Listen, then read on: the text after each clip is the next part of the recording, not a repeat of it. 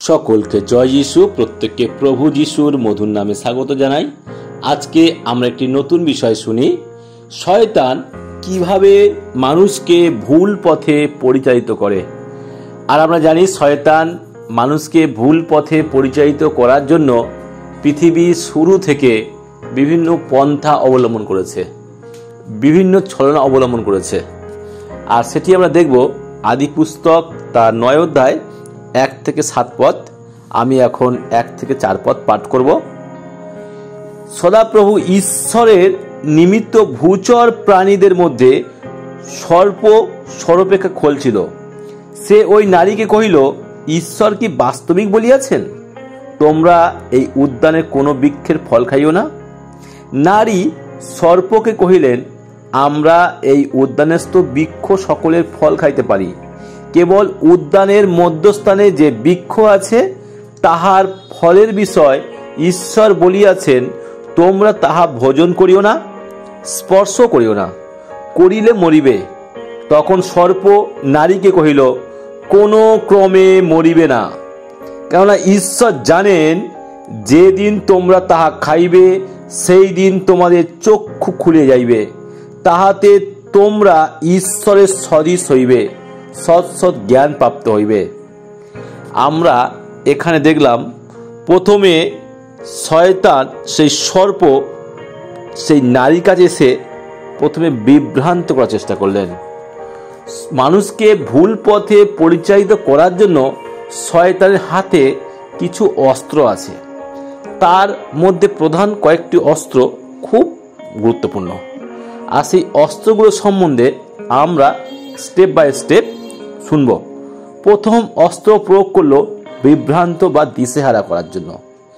নারীকে প্রথম প্রশ্ন করেছিল, তোমাদের কি বাস্তবিক এখানে কোনো ফল খাওয়া মানা করে দিয়েছে? তোমরা কি এই উদ্যানে কোনো বৃক্ষের ফল খাইতে পারবে না? প্রথমে নারীকে শয়তান বা সর্পর বেশে এসে প্রথম প্রশ্ন, বিভ্রান্তমূলক প্রশ্ন। কিন্তু নারী উত্তর দিল, না না না, এরকম কোনো ব্যাপার নয়। আমরা এই উদ্যানে সব গাছের ফল খেতে পারি, শুধু কেবলমাত্র একটি গাছের ফল খাওয়া মানা আছে, যেটি এই উদ্যানের মাঝখানে যে গাছটি আছে। কিন্তু তার সঙ্গে সঙ্গে সেই নারী আরেকটি উত্তর দিলেন, তোমরা ঈশ্বর বলেছেন তোমরা সব গাছের ফল খাবে, কিন্তু মাঝখানের গাছের ফলটা খাবেও না, স্পর্শও করিবে না, করলে মরবে। তখন শয়তান দ্বিতীয় তার অস্ত্র প্রয়োগ করলো, সন্দেহ।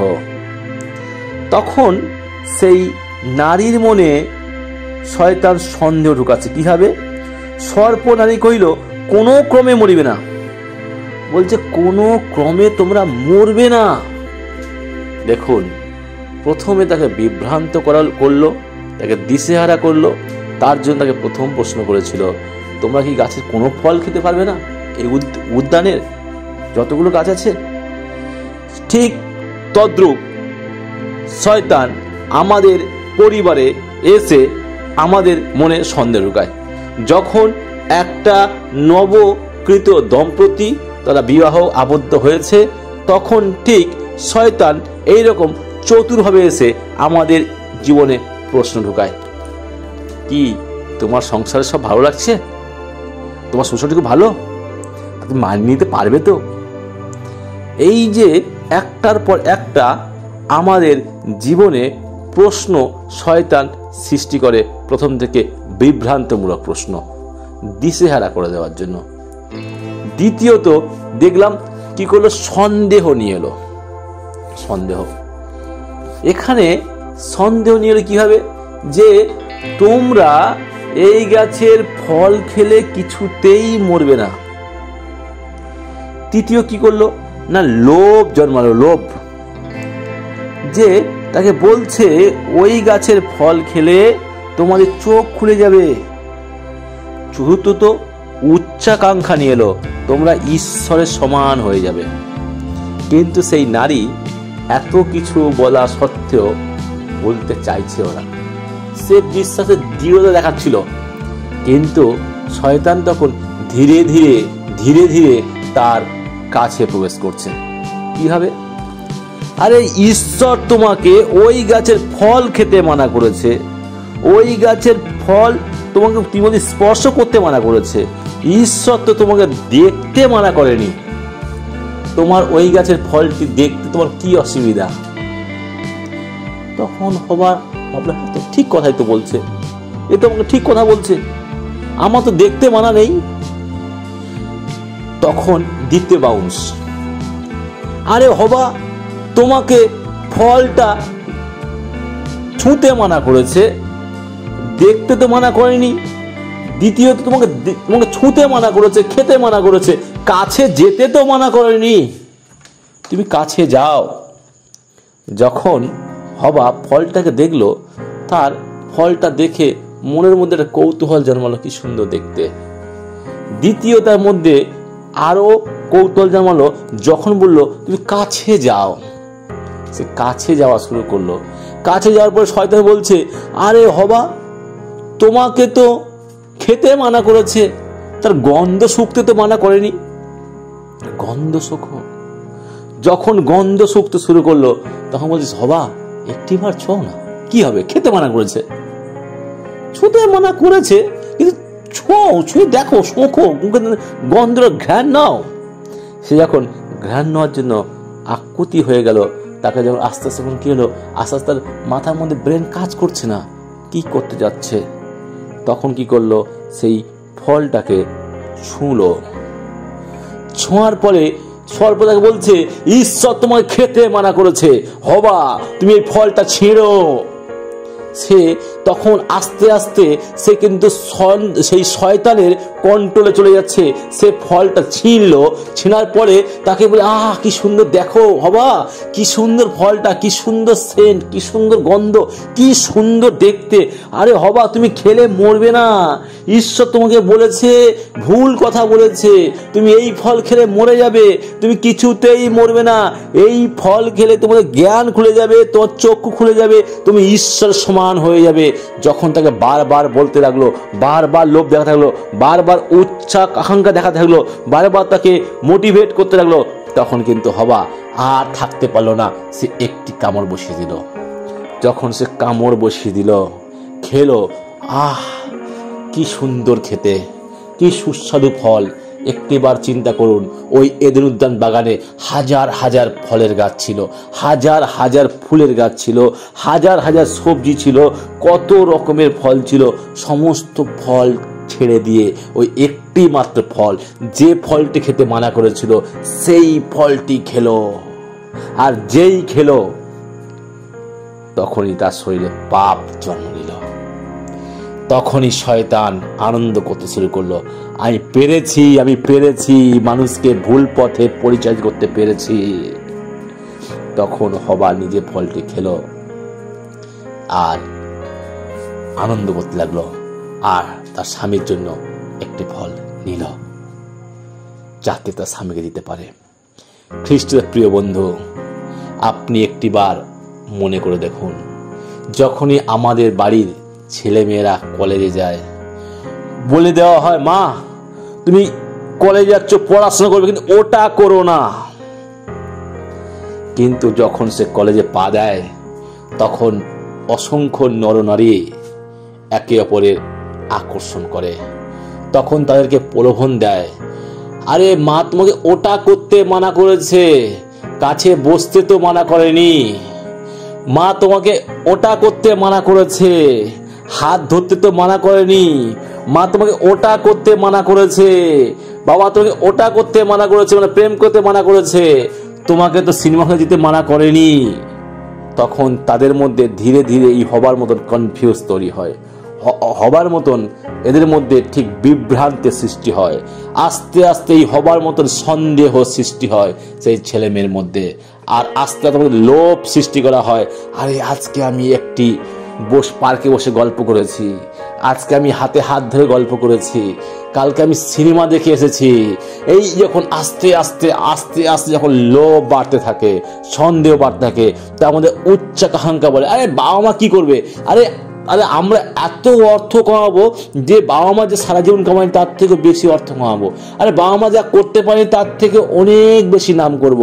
তখন শয়তান আস্তে আস্তে তার ক্যাপচার নেওয়ার চেষ্টা করে, তার হাতের মধ্যে নেওয়ার চেষ্টা করে। আর যখন মানুষ সেই শয়তানের প্রলোভনে পড়ে, শয়তানের মায়ায় পড়ে, শয়তানের ছলনায় পড়ে বিভ্রান্ত হয়ে যায়, সন্দেহের মধ্যে পড়ে যায়, লোভের মধ্যে পড়ে যায়, উচ্চাকাঙ্ক্ষার মধ্যে পড়ে যায়, শয়তান তখন আনন্দ করে। আর তখনই মানুষ ভুল পথে পরিচালিত হয়। ঠিক যখন হবার জীবনে প্রথম পদক্ষেপ নিয়েছিল ভুল, তখনই তার মধ্যে পাপ এসেছিল, তখনই তার মধ্যে ভুল পথে পরিচালিত, নিজে ভুল পথে পরিচালিত হলো এবং আদমকেও ভুল পথে পরিচালিত করলো। এই আদমকেও ভুল পথে পরিচালিত করার ফলে তারা এদেন উদ্যান বাগান থেকেও বিতাড়িত হলো। শয়তান এটাই চায় আমাদের জীবনে। শয়তান চায় না কোনোদিন মানুষ ঈশ্বরের সংস্পর্শে থাকুক, কোনোদিন শয়তান চায় না যে ঈশ্বরের কাছে মানুষ ভালো থাকুক।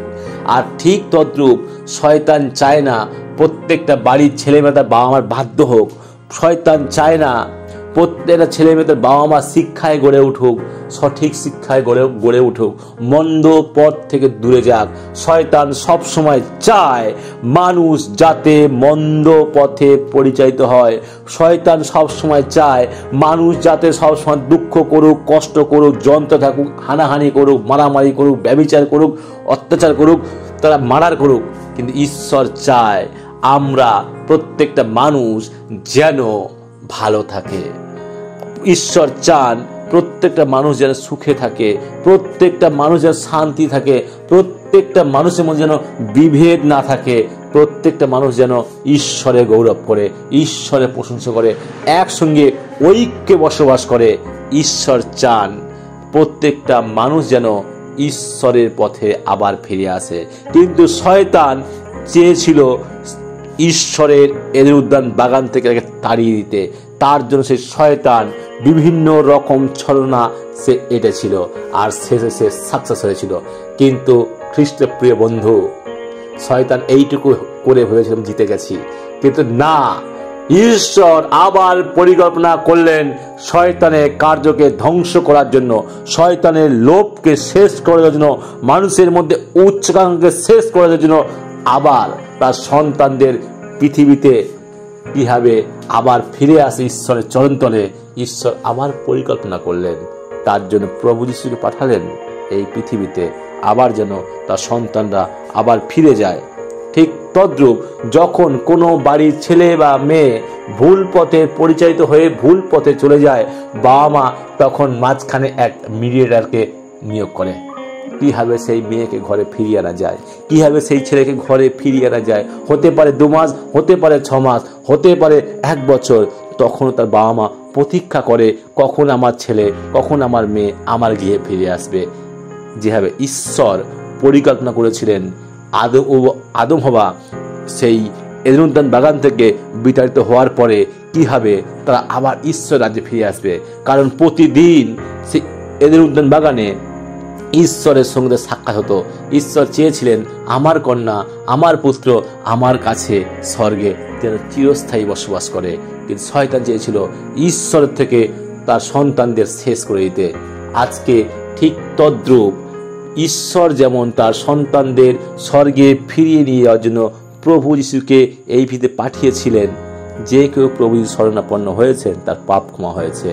ঠিক তদ্রূপ আমাদের ঘরে যখন ছেলেমেয়েরা ভুল পথে পরিচালিত হয়, তখন তার পিতামাতা কোনো একজনকে নিয়োগ করেন যাতে তার সন্তানকে বুঝিয়ে আবার পিতামাতা কোলে ফিরিয়ে নিয়ে আসেন। যখন ফিরে আসে তার পিতামাতা আনন্দ হয়। আজকে আপনাকে আমাকে শয়তানের যে চক্রান্ত, শয়তানের যে ভুল পথে নিয়ে যাওয়ার জন্য এত কিছু পরিকল্পনা, আসুন আমরা প্রভুর কাছে ফিরে যাই। আমরা প্রভুকে বলি আমি ভুল করেছি, তুমি আমাকে সঠিক পথে পরিচালিত করো। প্রভু আপনার আমার জন্য 2 হাত তুলে দাঁড়িয়ে আছেন। কখন আমরা প্রভুর কাছে ফিরে যাব, কখন আমরা আমাদের ভুলকে স্বীকার করব। ঈশ্বর আমাদের জন্য অপেক্ষা করছেন। মনে রাখবেন, শয়তানের যে 4টি অস্ত্র, সেই অস্ত্রগুলোকে আমাদের ধ্বংস করতে হবে। প্রথম অস্ত্র বিভ্রান্ত বা দিশেহারা। দ্বিতীয় অস্ত্র সন্দেহ, তৃতীয় অস্ত্র লোভ, চতুর্থ অস্ত্র উচ্চাকাঙ্ক্ষা। এই সমস্ত কিছু ত্যাগ করে আপনাকে আমাকে প্রভুর কাছে ফিরতে হবে। তখন আর শয়তান মানুষকে ভুল পথে পরিচালিত করতে পারবে না। ঈশ্বর তার বাক্য দ্বারা প্রত্যেককে আশীর্বাদ করুন। আমেন।